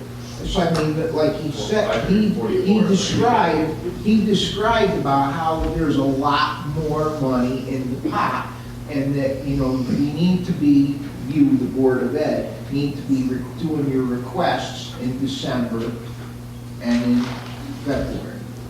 And then everybody's gonna know exactly what was said in the city. Mr. Stowe, though, the bottom line is the city knows that that money is earmarked for education, and we had to beg to get money back. That's not how it's supposed to be. No, it's not supposed to be that way. However, Mr. Connolly, I'm using your words here. You explained that the budget of the Board of Ed, if they actually get these supplements like they're supposed to, your budget request is going to go down. Yes. Your chairman says that? And Our budget sheet shows that very clearly. So it's not, there's not any ill will here. No. And Richie's got his hand up. Rich, please join in. Yeah, I guess I'm the culprit ultimately. No. But Joan, to answer your question, I've had my finger in the budget for the last 30 years. And that excess cost sharing has been a part of the revenue stream for the last whatever years it's been available to us. So it's always been there. It's never been this big. So it's a conglomeration of a number of different factors that have gone into putting us where we are today. Frank is right. A year ago, we budgeted $950. That number came from James. For year after year, we were almost dead nuts on for what he budgeted or what he projected would be our excess cost share number. Last year with the $950 budget, we actually came in with $1.5 million worth of revenue. And that actually was why when James came and said, we need to have this money, and they opened up the books to us. I'm going to say that prior to Frank coming, the information flow coming from the Board of Ed on the details of that budget were not as good as what we're looking at today. We can actually see the numbers, and I believe the Board of Ed is seeing real good detail, the city is seeing real good detail, and that's the impasse here. Prior to this, you know, the money comes to the treasurer's office because if the city fully funds special education, then the city is entitled to that money. The question has always become, well, we didn't really know whether we were fully funding special education because it was difficult for us to see the detail. We're now getting to see that detail, and all of these things are coming to light. I agree. It would be ideal to take this variable revenue item out of my budget. The question is how I get there without decimating the city side of it. I'm sure that, and hopefully we can keep Frank here for a little longer, He's very knowledgeable. We can work through something to get where we need to be. It may not all happen at one time, but look, the path is the same, I think, on both sides for the first time in a long time. And I'm happy to say that. But there's all kinds of variables in this thing. Over the last 5 to 6 years, as increases have gone on with special education costs, I believe there was a reduction in our student count. We were in the 2,800s 6, 7, 8 years ago. We went down to the 2,400s. We're creeping back up. I think what was going on, we didn't have reductions in the Board of Ed budget. Those decreases were used and diverted to offsetting the increases to the special education budget. And James was able to move those numbers across. But again, looking at the budget at the Board of Ed, it didn't make sense. If you look at where we have tuition and transportation for special education, your current budget in this year's budget right now is 4.7 million-ish. And last year you spent 6.5. So where does that really tell me we're going here? I mean, it didn't make sense. Now you're looking at the numbers, Frank is updating them, we're getting actual numbers so that we can make strong decisions on where we gotta go forward. You know, there's lots of give and take in this town. It's been this way from everything, between our Public Works and WPCA, the city, the lines are blurred in where the money is spent. There's a tremendous amount of money that the city spends on expenses that might be construed as Board of Ed expenses, but when it's all done and said, it's either coming from my left pocket or my right pocket, but it's coming from the city's pocket. So, you know, does it really matter to me whether it's on this side of the ledger or that side of the ledger? Maybe it does when you get to the bottom line and departmental level, but in the global picture, to me, it does not necessarily have a major league impact. But this excess cost, because of the rise in the numbers, yes, it's become a problem for the city, and because of a whole bunch of different circumstances, it's now coming to light, and yes, I'm elated to see that both sides of the table are sitting here and talking about it, because that's what we need to do. Communication is going to be the answer to solve the problem. It won't be happen overnight. It may not make everybody happy tomorrow or the next day, but the goal, I think, has been set. And Mr. Connolly, I think, deserves the credit for bringing it up and highlighting it. I talked to James last year. I really did try to accomplish this because we were at a $900,000 level. I could have flipped it because you ended up with about $1 million. I tried to talk with James and see if we could trade zero budget increase. I'll give you excess cost. In reality, you would have received 1.5 million more than the prior year. We couldn't get together on that, so you ended up with a $1.1 million budget increase, and I took the excess cost. So there's got to be some trade-offs to get there. We can work it. I think all the pieces of the puzzle have been laid out. You know, I think everybody's got their work cut out, and it's going to be a crazy budget year, but I think we know the direction we need to go. It just may take time to get there. I think working together we'll get where we want to be. It's just going to take a little extra effort. Rich, I just have a question. What happens if the legislature decides to send this money directly to the Board of Education? And it no longer, what happens to the city? It no longer goes into your revenue. What happens to the city? We need to offset it, but I'm going to reduce your budget. Ultimately, the question becomes, how much of your budget am I paying in special education costs? And I've never gotten that answer until this year.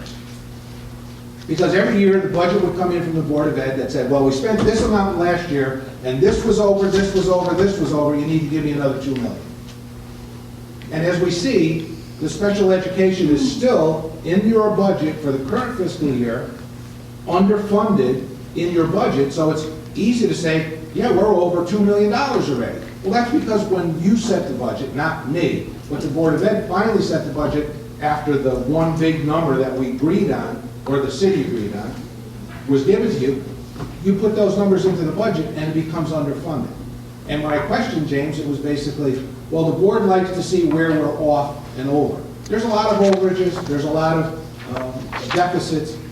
You know, to me, looking at the data with true eyes, even if it's bad data, at least looking at it to know what the true number is, gives you where you need to go next year.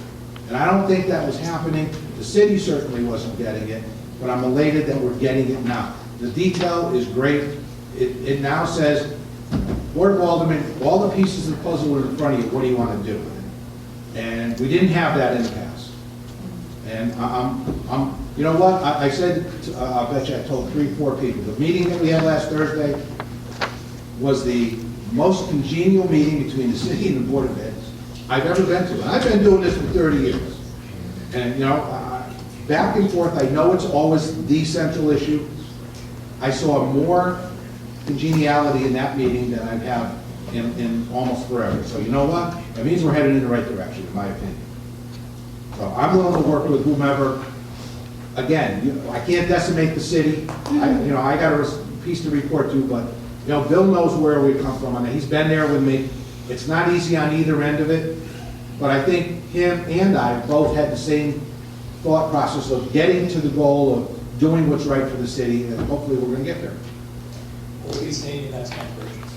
I know you will, but just don't text me during the Super Bowl. Thank you, Rich. There, and anyway, yeah. I think some important numbers have come out in this discussion that kind of get brushed over when we talk about the dollar amounts. But Kathy talked about 544 special education students. Charlie, you referred to just a couple of years ago, 200 students. No, I just want to correct that. When I came into this district 11 years ago, it was 322. So we have never been below that since I've been in this district. 322, just to look at the what is that, a 75% increase in the number of special education students. And in fact, that has on a budget from year to year, when I've been in every meeting for the last 3 years, basically, and every single meeting we talk about an increase in special education, whether they're moving to the district or they've been identified in district. That cost, so when we say, oh, the board's asking for 3%, 4%, when you look at a 75% increase in special education students, many of which certainly cost more than that $14,000, most of them under that $63,000. So that's a significant increase in the cost, literally daily in your office. And that's why, a lot of times we have to ask for more money from the board, because it is not something we can control. But that's a significant increase in the last 10 years. And in some of those years, the board got 1% or 0.something%. And I know all the aldermen have done a fantastic job of trying to do as much as they can. But when you look at the true cost of educating these students, it makes you understand why the board continually asks for more. It's not because we're adding all these amazing regular ed programs. We've cut dramatically from our regular education. It's because we now have 544, which was 530, which was 498 last year, whatever it was. Those are significant increases. Matt, you're right. And one of the points he's touching on is that because the special education costs are mandated, it's actually taking away from the general education budget for the student that's not a special education student. Correct. That is the tragedy, that it is adversely impacting the rest of the student body. Clearly the budget, or the costs, I should say, of the 544 are fluid. And kids coming in, going out, et cetera, going different places. But how do you budget for that? You clearly don't budget $63,000 for everyone. You clearly don't budget $14,000 for everyone. How do you, without individually looking at those 544, to get at some realistic number, what do? I mean, you don't just get an average. You don't just say, hey, I'm going to budget $25,000 for 540 kids, knowing some are over, some are under. How do you get there to make it a more realistic number for both the Board of Ed budget and for the city to understand that? A couple things. In the published Board of Education budget, in the special education tab, we show the actual expenditures last year of $6.5 million. Actual. We then looked at what we're projecting right now in the current fiscal year. Voila, it's 6.5 million. And then Kathy and I sit down, we look at the student count, we have someone exporting out, we have someone coming in, The next year's budget is based on historical usage of last year, the current year, and we wiggled it a little bit to what we see for next year. But we're showing $6.5 million then for next year. So budgeting is not a science, you know, but we try to come up with some realistic numbers based on actual history. And Rich alluded to this, that the current year's budget is way under budgeted. I mean, the current year's budget is $4.7 million, and we're facing expenditures of $6.5 million. So, yes, sir. Is there a maximum capacity of special needs students that Ansonia can take in? If the influx comes in 200, just say hypothetically, 200 more special needs, we have to absorb? If they need, yes. The state gives us no reimbursement, or? IDEA requires that if we identify or receive a student who has a disability in an IEP, regardless of cost, we have to provide the service. In fact, we are prohibited by federal law from considering the cost of services and supports when designing a program if the child needs those services and supports to be successful with the general education curriculum. That's federal, not state. This is a federal regulation and only funds 14%. If you're lucky. 14%. My opening slide, everything goes downhill and we're at the bottom. The regulations all come down and here's where we are. And we're told, you provide it. Oh, by the way, we're not going to give you the money to do it, but you still better provide it. I understand realistic numbers, but I mean, if the influx is hundreds of kids each year, I mean, there's no way we can absorb it. It's impossible. I have another question. Rich, you want to hop in on something I just said? Just quickly, I think, you know, in looking at it, I know there's some high numbers out there for special education, but there's got to be some low numbers, because if your $9 million special education cost divided by 500 and some odd kids, you're looking at about an average of about $18,000 per special ed student. So, you know, those $180,000 students are offset probably by some that are only 14, 15, or 16,000, so that average comes down into that 18 range. Again, it's still taken away from the regular education. I'm not sure what the term is. You know, it's offsetting the normal class. Yeah, we have a number that are under that 63,000 threshold there. Yes? One of the things that hasn't been brought up yet, to your number, if we can refer, they removed all the interventionists. We do not provide tier 3 or tier 2 services, which prevent kids from getting up to the special ed level. So if you want a real number, probably half our kids, 1,100 of them, would be special ed if their parents or their teachers Wait a gave minute. referral, because that is how many we have from tier 2 to tier 3. It may not be half, Kathy, but it's a heck of a lot larger.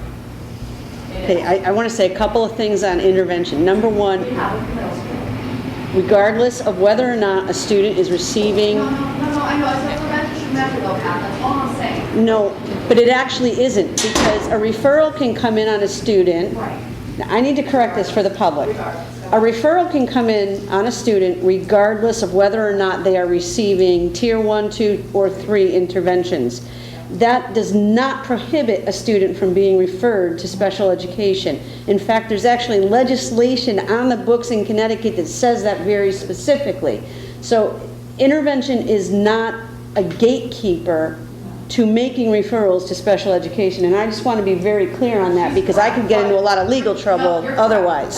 But the townspeople do not know how many kids we have that receive tier 2 or tier 3 intervention that could possibly become a referral. So I think kind of what Chris was saying before, additional resources, that I think this is what you're saying, even though they can get referrals, if we have these other resources, whatever they may be, they may not be put into special ed and fall under this because of the interventionists or the social workers or the mental health workers or whatever, because those resources are provided. Is that what I'm hearing? Yes, and there's not, that number has never been given out to the public. It's at the Board of Education meeting, and you can ask for that. Last question of the education community, if I may. Thank you. I'm going to talk about myself, okay? When I was in kindergarten, first, second grade, back in the 60s, I was what's called a daydreamer. I used to stare out the window. I was a little bit slow when I was younger. I didn't learn how to read, started learning how to read until the second grade, when a second grade teacher took an interest in me. I still carry her name, I've mentioned her name before. In today's world, I would probably be called attention deficit disorder, is that correct? All right, but amazing, I survived. So please tell me the part I don't understand here. Now regulations have changed. Well, I mean, but, you know, I grew up, I went to college, I got all my life. What's the part I don't understand? Yes, ma'am. Okay, so first off, we're not in 1960. Okay. And I understand. When I was in school, things were very different. Okay, yep, I have a daughter right here okay, who teaches in Bridgeport, good. okay, in kindergarten. You want to talk about horror stories, we can talk Well, about. no, and my sister's a special ed teacher as But what I'm well. telling you Right. is, what has happened is the mandates coming from the federal government and the Right. state government Right. require us to provide things that we didn't have to have provided to us when you and I went to school. Right, When you and I went to school, a child moved in from Spain. I can remember this to this day. Okay. Family moved in from Spain. There was no ESL. Right. We taught that child ourselves how to Right. assimilate. right, But now, the legislature right, has mandated that Okay. we do things differently. And if we want to get funds from the government, right, we have to do those things. If we want to say, no, we're not going to do those things, right. then how are you going to pay for that? You No, can't I- pay for what you're trying But to what, pay I'm for. getting back to the statement of if the parents want to push it. Now, Now, let's talk about that for a second. Right. Because I think there's a misconception in this room Right. that you have parents lining up Right. at your door saying, put my kid into special education services. Right, That is not what's happening. okay, That is not what's happening. Right. What happens is you have children in the classroom who Right. cannot perform, that are referred to special education services for evaluation. Trust me, I know that your district is not going to provide special education services to a child who does not need it. Say that one more time. They will not provide it to a child who does not need it. Okay. Okay? And I will tell you, I serve on the Board of Education in the neighboring town. Okay. So I came here to see what was going on. I'm Right. friends with Bill. I Right. wanted to understand. right, I'm from Ansonia originally. Okay. This town is near and dear to my heart. My mother was an educator here for years. Mhm. I am telling you, no one is putting a child into special education services unless they absolutely have to. okay. I just wanted clarification, that's all. Ma'am, I'm sorry. Just a Okay, quick question. yes. The question is, now that we've talked about special education, one of the things that you mentioned for key items to watch is the Alliance grant renewal, whether or not that comes in. How is that going to affect our budget, the Board of Ed's budget? Well, if we are fortunate enough to get the Alliance grant, those funds are counted, have been counted in ECS dollars. And in the past, those funds are earmarked because the Alliance grant comes with a 100-page document outlining each and every initiative in there, along with quarterly monitoring visits where the state comes down and makes sure that you're using every dollar set forth for what you wrote in the grant. The fact that they're tied in with ECS now, that's kind of the clouded myth. Is it going to just stay in ECS? Is it going to be called Alliance? Is it be called another name? So the unknown factor is, if there are going to be any funds, how are they going to come? If they come in that form of the ECS dollars, which are then comes back to the form of in our general fund, our general budget, then obviously our budget number would take that number out, if you will, because that's going to come in the form of ECS. Hooray for me, I guess, less writing of a 100-page grant, but the initiatives that are set forth in that grant, which were earmarked specifically, that ECS dollars couldn't be touched by the city, had to go right to the school because those initiatives were attached to those dollars. Some of those things then go away, obviously, because it's not going to be in the form of an Alliance grant. But that's the unknown. When speaking to the people that I deal with at the state and the Board of at the Education Department, they have told us that they don't know and that it is going away. But to answer your question, what's the net effect? It goes back to if those dollars come in, then yes, that ECS number goes up, but then obviously our budget, that would get taken out of one of our line items in the budget, therefore reducing the increase. And how will that affect the staff for, how will that affect the staff for those who take care of our children? Negative. I mean, we don't, every position. Are we not bare bones already? We are, and every position that we put in with the Alliance Grant is absolutely 100% needed. You know, to lose positions, to lose people, to lose resources in the schools, working with children day in and day out. And as you said, I'll use your word, bare bones, I mean, that's only the start of it. You know, we're at minimal at best right now. So when we do estimated what are we going to get, if anything, and when we presented our budget to the Board of Education with that best case scenario, if you will, that's just keeping at a bare minimum, at bare bones. So yeah, it would have a tremendous negative effect on the district taking that away. But, you know, to ask, and our board has done their homework, and they've asked me each and every board meeting, I think probably since August board meeting, maybe September, and I've said I can't put my name or signature to it when I'm told from our people at the state and the education department that expect nothing. You know, and then, well, come on, Mike, give me a number. I can't give a number. I wish I could. You know, if I just do a mathematical analysis and a statistical regression, can I give you a number of $800,000 today and be pretty comfortable with that? From a mathematical, statistical, yeah, I probably could. But once again, that $800,000 is best case scenario, wishful thinking, if all things fall in line, statistically. Not going with the policy decision, not going with the governor saying, not going with the local people are saying, just from a purely mathematical, statistical regression, if that number of 800,000, I would say I'm pretty accurate, plus or minus. But, and that's credit to our board asking me each and every month, I can't say that with fidelity and say that that is going to happen. And I can't plan for that. When Frank asked me, can you plan on that number? I wish I could, Frank. And that's the conversations that go on at central office. But you're right, to your point, that's the effect that it will have on the budget. We don't know. So when we put in our budget and when the board adopted and approved its budget that we put forth to the city, there is that plan in place for the loss of that money. If that money comes in, that's obviously all well and good, and we need to plan for that accordingly. But I appreciate the question, and I wish I had a more definitive answer. Unfortunately, the people that I deal with at the state, Mr. Michael Kent, anyone can email him, feel free. If he gives you a better answer than he has given me, more power to anyone in the room, but that's the answer that I've been given. Right, so Yeah. I just throw just a number. We've been planning for, and in the budget, we're planning for a worst case scenario. That is correct. Of losing, you said 800, but in our budget, there's a whole list of positions that are affected by this, and I think we're planning on losing, worst case, about $1 million right now. That is correct. Through this Alliance grant that we are just not getting, that's $1 million going away. And these are key positions that are filled. And we have to come up with the money to fill. And again, back when we were a priority district, when the state gave us the money, we improved. So what does the state do? By improving our schools, they punish by taking it away. Absolutely. So now we're left with the improvements that are made, but how can we continue to fund it to keep improving? Yeah. So it's almost like, you know, and I joke, half jokingly, if we go back on the priority school district list and get all these millions of dollars back. Because we're being penalized for improving the school district. That's correct.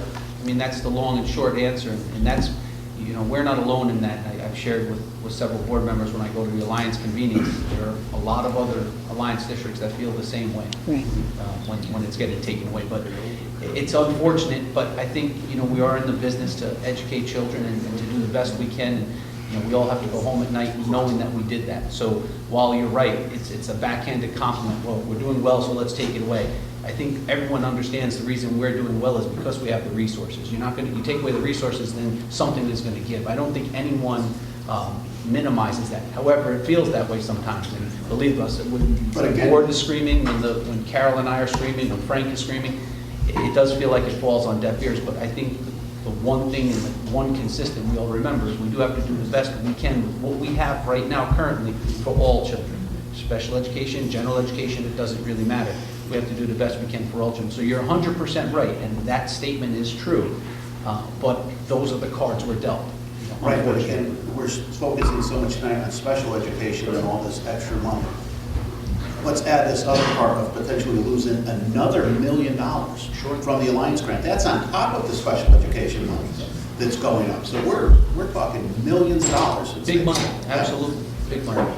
So if I could just mention, so this is a team effort here, right? We're here from the local level, and that was Mike and the superintendent a couple of weeks ago or so, and they stressed the importance of the Alliance grant. So last Friday was the last day for legislators to propose their individual bills. So last Friday, I introduced the bill to maintain the funding levels of the Alliance grant at current levels, at least for the next 2 years. It is just a bill. What that does, though, it gives us the opportunity to kind of hit the state with different angles and get our voice out and stress the importance of it, so that if we don't succeed through one avenue, hopefully we try to succeed in another. So more to come on that. So I want to thank Mike and the superintendent for being with me and helping me get that language for that bill. Thank you. Thank you, Senator. I'm going to wrap up now. I'm going to call on our state representative and then our chairman to close the meeting. Comments? Yeah, actually, I do.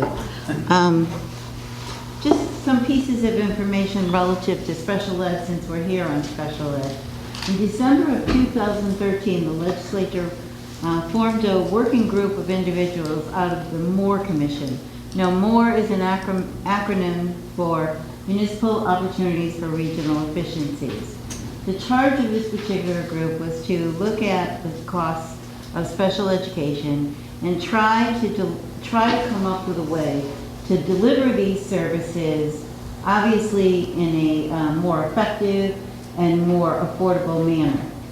The group focused its work on 3 separate areas.